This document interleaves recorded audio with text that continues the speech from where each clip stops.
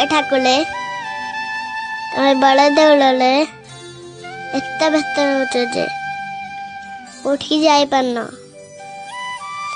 ସାରା ଜଗତ କଥା ଚିନ୍ତା କଲି ରାତିରେ ବି ଶୋଉନ। ଟିକେ ଅଇନାଳେ ମୁହଁ ଦେଖନି, କଳ କାଠ ପଡ଼ିଗଲାଣି। ଟିକେ ବି ଯତ୍ନ ନଉନ।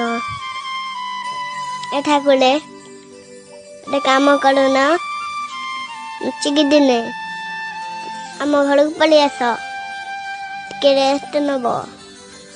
ଆମ ଘରେ ସିନା ଷାଠିଏ ବୋଉଟା ନାହିଁ, ହେଲେ ଟଙ୍କା ଟଣେ ଆଣି ଅଛି। ଆମ ଘରେ ସିନା ଅବହେଳା ନାହିଁ, ହେଲେ ଗୁଦ ଗୁଦ ଅଛି।